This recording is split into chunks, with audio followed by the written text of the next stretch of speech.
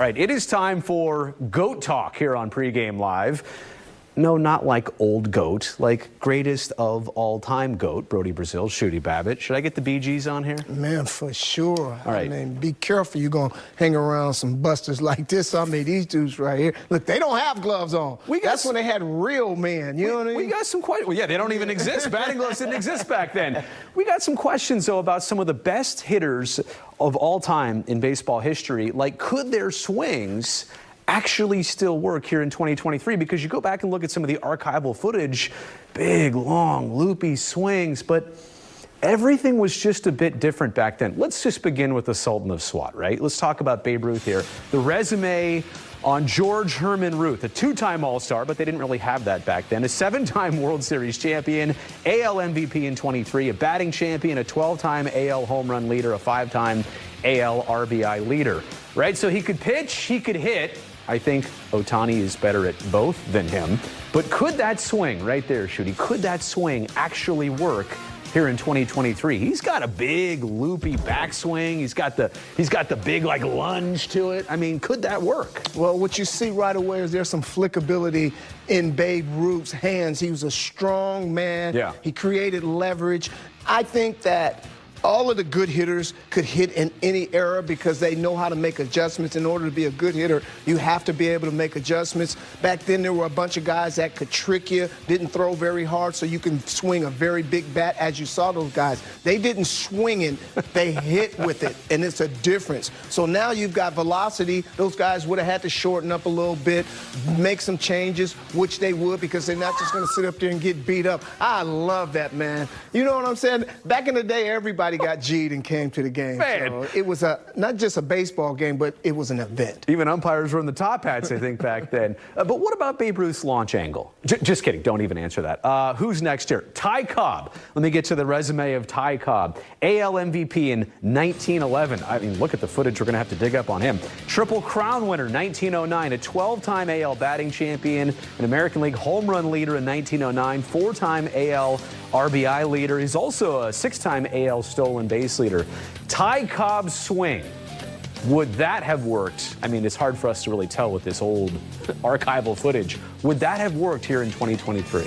Well, I wouldn't say it would work because guys are taught now to pitch at the top of the zone. And if you notice all these guys, they had swings that they really emphasized the top end and getting on top of the baseball. So it'd be very tough to get on top of a ball when it's shoulder high.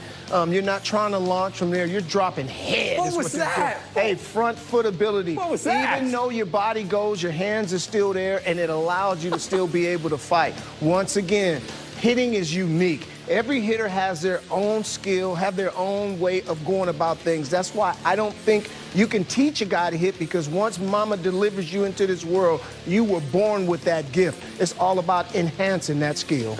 Plus, you made some great points earlier. Nothing is the same from what these hitters are experiencing from what the pitchers are throwing. The only thing that's literally the same is the 60 feet 6 inches from the mound to home plate. The baseball's different. The velocity is different. The bats they're swinging are far different. Willie Mays is up next. By the way, Willie Mays, a 24-time All-Star. Oh, my goodness.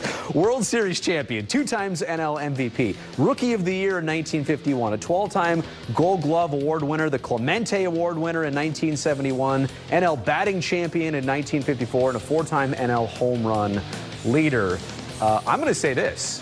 I think his swing definitely works in any era of baseball. If they had a league on the moon, his swing would work up there. The best step-in-the-bucket hitter of all time. The greatest ever. I mean, everybody wanted to be Willie Mays as a kid. He did it everywhere on the baseball field. His impact with everything he did. And look at the meat hooks he's holding that bat with. That dude got some strong hands, man. I'm here to tell you. Yeah, what a thrill Willie Mays. But you need strong, like, for all of these muscles and big hands to control a bat. I mean, what I'm having in my hands right here is probably about 60% of the weight of what he was swinging right there. Each guy that you talk about today also, one thing you're going to understand is these guys were hitters. Yeah. They weren't swingers. Right. Okay, hitters have an idea and they know what they're trying to do. They're trying to put the head of the ball bat on the baseball. All right, let's get to Hammerin' Hank Aaron, who was a 25-time All-Star in his day, World Series champion, NL MVP, 3-time Gold Glove Award winner, NL batting champion 2 times over, 4-time NL home run leader, and a 4-time National League RBI leader. I think this is also a timeless swing. And look, we're not talking about necessarily hitting for average right here, but Hammerin' Hank had some pop here. So many people talk about the home runs, but they don't talk enough about the great hitter that Hank Aaron was. Yeah. Did you see the leverage? I'm a leverage guy. Yeah. You're talking about leverage down, creating leverage and creating that backspin, shooting the baseball out of the yard, and hands. When I was with the Atlanta Braves when I first started scouting, I had the distinct honor of meeting Hank Aaron, and he shook my hand, and the only thing I had left was this here, right here. He gave you a Fosse. Oh, my God. But, man. Did you see the back foot, though, on one of those swings? The back foot was literally off the ground. Best front foot hitter of all times. You know, Walt Reniak tried to teach that skill. Frank Thomas was a really good front foot hitter, but Hank Aaron, man. Okay. What a great player. You ready for the next one? Because when Matt Olson was on the A's, we used to call him Mickey Olson. Yes, sir. As in Mickey Mantle. And if you really did a side-by-side of their 2 swings, there is something in common. He's kind of got that Ole swing. A 20-time All-Star, 7-time World Series champion, 3-time AL MVP, Triple Crown winner in 56, Gold Glove Award winner, batting champion in 56, and a 4-time AL home run leader. Again, I think this swing works in any time, any day, any era. You know why?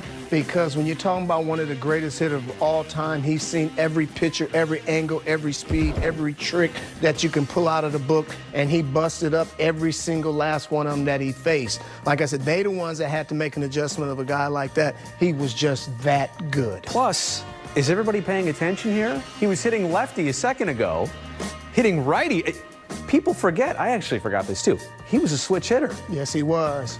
Which I think is even more difficult to have a good swing from both sides of the plate. The sad part of it is you and I, neither one of us got an opportunity to see him play, you know, during that time, because we'll always get caught up in who was the greatest, who was the best in that particular era. Right. And our only way of comparing is the guys that we have seen. But when we go back and look how great they were and the reasons why, I mean, they all look hitterish. When they stand up there, these are guys that look imposing in the box. And that's something about those kind of guys, man. Pitchers see these guys in the box, right away they start changing their approach because they know if they make a mistake, it's going to be all bad. All right, there's one more to look at. Teddy Ballgame, Ted Williams.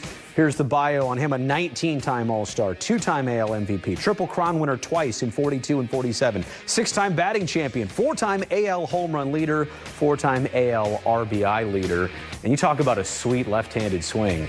He had it right there. We got a chance to see Tony Gwynn, and for them to compare those guys and put them together at times to celebrate their careers, it gives us an idea of what Ted Williams was. But when we look at the film and the history of what he's doing, what impressed me so much is the way that he did it and how easy he did. The load and the trigger, he was always on time. And for him to start his hands back where he did, he was always to catch him out front because how he was able to shorten his swing up so much. Reminiscent of Barry Bonds. If you look at some of Barry Bonds' footage, I mean, his first movement was from here and the second one was right there. It was like he would throw it and catch it all in the same motion. And, man, beautiful body, beautiful swing, great person from what I understand, and one of the best players to ever put it on. Next time we'll do the next generation, like the Paul Molitors, the Rod Carews, the Tony Gwynns.